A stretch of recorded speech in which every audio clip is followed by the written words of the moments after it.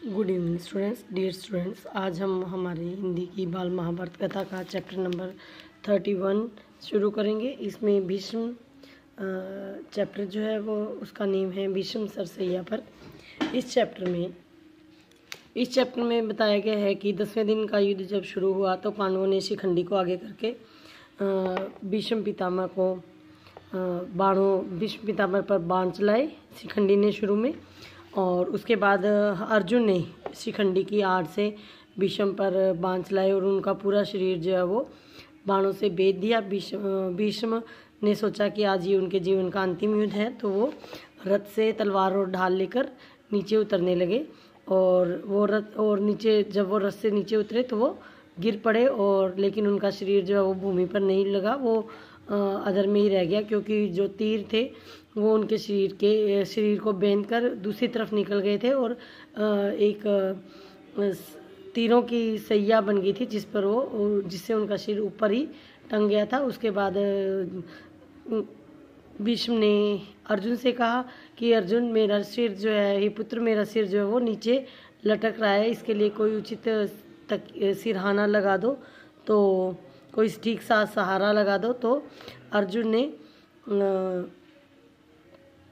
तीरों से ही उनके सिर के नीचे सहारा बना दिया। और इसी प्रकार भीष्म ने पानी के लिए भी अर्जुन को ही कहा, और अर्जुन ने एक तीर जो धरती पर जोर से मारा और वो तीर सीधा पाताल में जाकर लगा, और पाताल से उस जगह पर एक पानी का स्रोत जो है वो सोता फूट निकला, और भीष्म पितामह ने अपनी प्यास बुझाई। तो भीष्म पितामह ने कहा कि सभी राजाओं से कहा कि मेरा अभी मेरे शरीर त्यागने का सही समय नहीं है, मैं यहीं और ऐसे ही पड़ा रहूँगा। जब सूर्य उत्तरायण होगा तब मैं अपना शरीर त्यागूंगा। और उसके बाद और जो भी आप लोगों में से जो भी उस समय तक जीवित रहे मुझसे आकर मिलते रहे। उसके बाद कर्ण को जब पता चला कि भीष्म जो है वो घायल होकर रण क्षेत्र में पड़े हैं, तो वो भी उनसे मिलने आया, और पिता भीष्म को उसके चेहरे पर एक भय की छाया दिखी। तो भीष्म ने कहा कि हे बेटा, तुम राधा के पुत्र नहीं हो, तुम कुंती के पुत्र हो, तो तुमने ऐसे ही पांडवों से दुश्मनी कर रखी है, तुम तो उनके बड़े भाई हो, तो तुम पांडवों के साथ मिल जाओ। तो कर्ण ने कहा कि पितामह, मुझे पता है कि मैं पांडवों कि मैं कुंती पुत्र हूँ, लेकिन अब इस समय में दुर्योधन का साथ छोड़कर मैं नहीं जा सकता, मैं पांडवों के साथ नहीं मिल सकता। तो भीष्म ने कहा कि ठीक है, आप जैसा तुम ठीक समझो वैसा ही तुम करो। तो कर्ण ने उनसे अनुमति मांगी कि आप मुझे अनुमति दे कि मैं दुर्योधन की तरफ से लड़ूं। मैंने जो भी किया कहा है उसमें जितने दोष हैं उसके लिए मुझे क्षमा कर दें। इस प्रकार कर्ण जो है उनसे क्षमा मांगकर आ गए। भीष्म ने भी कर्ण को आशीर्वाद दिया, जिससे कि कर्ण बहुत खुश हुआ और युद्ध क्षेत्र में पहुंचा। कर्ण को युद्ध क्षेत्र में देखकर दुर्योधन बहुत खुश हुआ। अब तक भीष्म के घायल होने से उसको जो दुख हो रहा था वो कहीं ना कहीं भुला पाना आसान हो गया था कर्ण के आने से। उसके बाद कर्ण और दुर्योधन जो है वो सोच विचार करने लगे कि सेनापति किसे बनाया जाए। तो भीष्म के बाद रीति से द्रोणाचार्य को सेनापति बनाया गया। द्रोणाचार्य ने 5 दिन तक पूरी पांडव सेना को बहुत परेशान किया। उसके बाद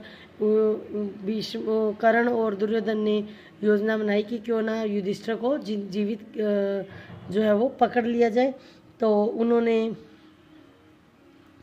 द्रोणाचार्य के पास जाकर बोले कि आप उसको जीवित पकड़ लें तो भी ये बहुत सही होगा, और युद्ध में मारकाट भी बंद हो जाएगी और युद्ध भी बंद हो जाएगा। तो बाद में लेकिन द्रोण को बाद में जब पता चला दुर्योधन की मंशा का कि वो सिर्फ नाम मात्र का उसे राज्य देंगे उसे पकड़ के, और बाद में वो भी जुए से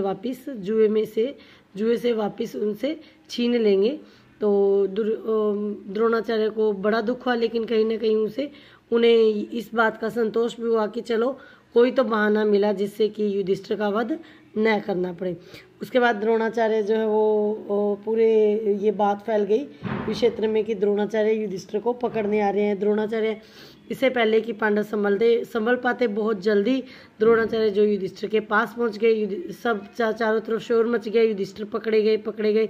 तभी जो है अर्जुन, पता नहीं कहाँ से अर्जुन आ गया और अर्जुन ने जो है एक पर एक बाण छोड़ने शुरू किए और पूरे कुरुक्षेत्र के मैदान में अंधेरा छा गया, और जिससे कि द्रोण जो है अपनी योजना में असफल हो गए।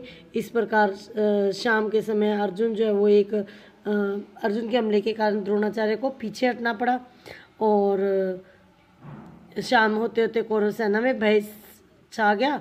पांडव सेना अपनी शान से अपने शिविर की ओर वापस लौट गई। तो आपका ये चैप्टर यहीं ओवर होता है। Stay home, stay safe.